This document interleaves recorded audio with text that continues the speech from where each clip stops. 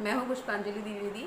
मैं आप सभी का स्वागत करती हूं मेरे YouTube चैनल पर। मैं खुद टीचिंग फील्ड से बिलोंग करती हूं। पिछले 11 सालों से मैं इसी फील्ड में काम कर रही हूं और मैंने टीचर्स, प्रिंसिपल, एडवाइज़र बहुत सारे पोस्ट में काम कर चुकी हूं और मैं अपने खुद के एक्सपीरियंस से आप लोगों के साथ कुछ शेयर करना चाहती हूँ।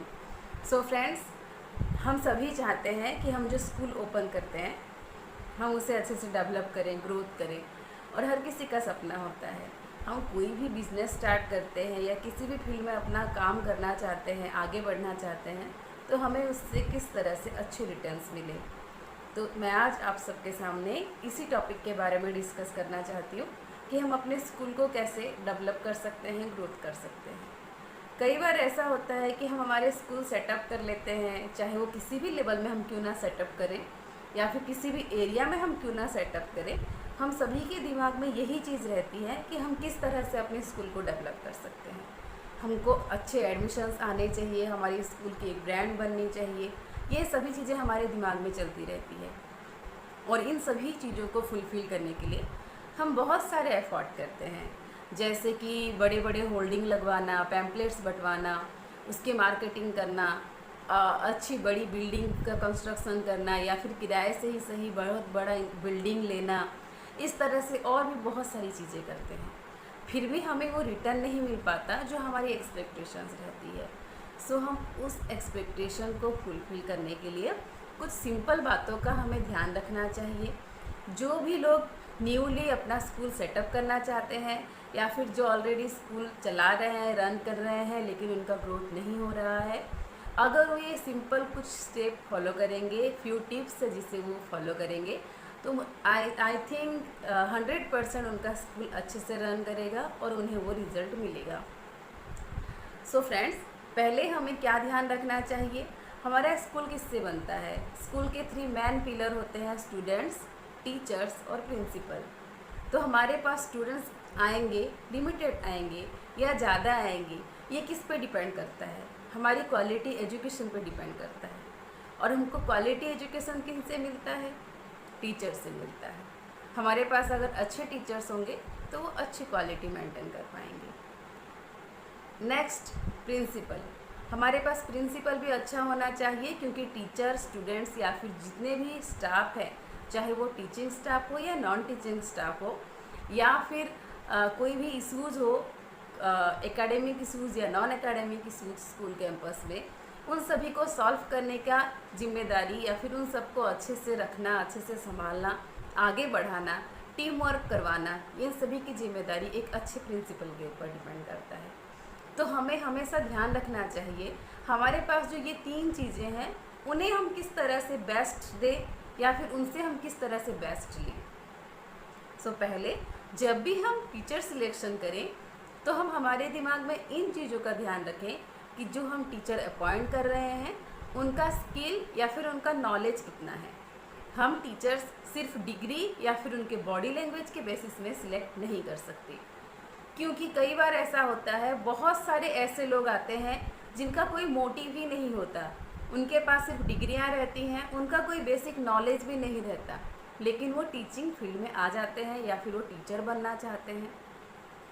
नेक्स्ट थिंग है, हम अगर ऐसे किसी इंसान को अपॉइंट करते हैं जिनके पास ये सब चीज़ें ना हो, सिर्फ वो डिग्री है और उनको इतना एक्सपीरियंस या फिर उनको कुछ पता ही नहीं है, उनका कुछ नॉलेज ही नहीं है, तो हम सिर्फ उन्हें रख सकते हैं और सिर्फ सैलरी पेड कर सकते हैं, लेकिन हमें उतना रिटर्न नहीं मिल पाता।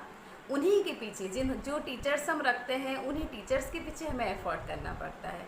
इसलिए हमें हमेशा ध्यान रखना चाहिए कि जो हम टीचर सिलेक्शन कर रहे हैं उनका स्किल और उनका नॉलेज क्या है, उनका एम क्या है स्कूल ज्वाइन करने का या फिर टीचिंग फील्ड में आने का, उनका कोई अच्छा मोटो है या नहीं है कि वो इस फील्ड में क्यों आए हैं और क्यों आगे बढ़ना चाहते हैं या नहीं।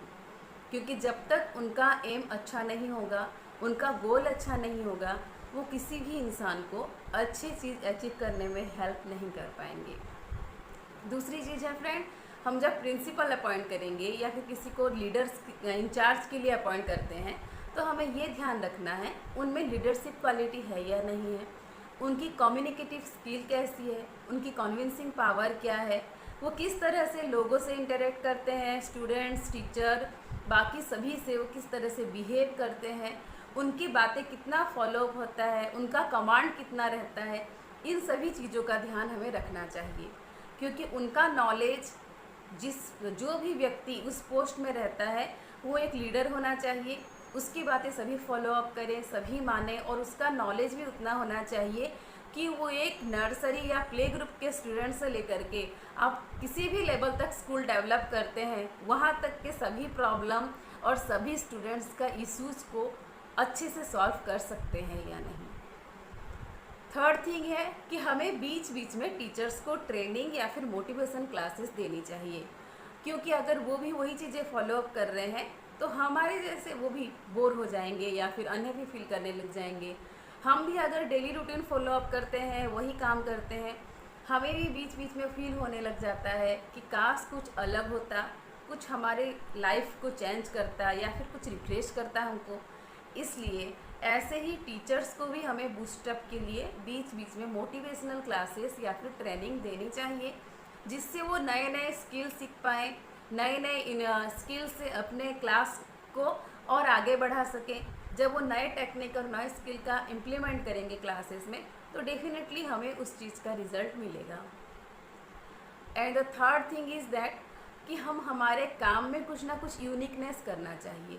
जो भी हम एक्टिविटीज़ करते हैं, जो भी टीचिंग मेथड है हमारा, वो हमेशा यूनिकनेस ही होना चाहिए उन सभी चीज़ों में, क्योंकि अगर कुछ नया होगा तो वो इंटरेस्ट क्रिएट करेगा स्टूडेंट्स में, और जब स्टूडेंट्स का इंटरेस्ट रहेगा स्टडी में तो हमें इजीली रिज़ल्ट मिल पाएगा। नेक्स्ट थिंग फ्रेंड्स, हमें स्टडी के प्रति, हमारे ड्यूटी के प्रति हमेशा अवेयर रहना चाहिए। हम अगर हमारी रेस्पॉन्सिबिलिटी, ड्यूटी को लेके पता रहेगा कि हमें क्या करना चाहिए, हम क्यों आए हैं, हम क्या देंगे तो हमारा बेस्ट होगा, तो हम इसमें आगे बढ़ पाएंगे। सो सिंपल थिंग है, हमें कुछ 3-4 टिप्स फॉलो करने हैं, सिंपल सी बातों का ध्यान रखना है, जिनसे हम हमारे स्कूल को आगे बढ़ा सकते हैं। Thank you friends. अगर आपको ये मेरा छोटा सा वीडियो अच्छा लगा हो तो आप मेरे चैनल को लाइक कीजिए, सब्सक्राइब कीजिए और मुझे कमेंट्स कीजिए। मैं आगे भी आप लोगों के लिए टीचिंग फील्ड से रिलेटेड छोटे छोटे नए नए वीडियोस लाती रहूँगी। आई होप आप सबके लिए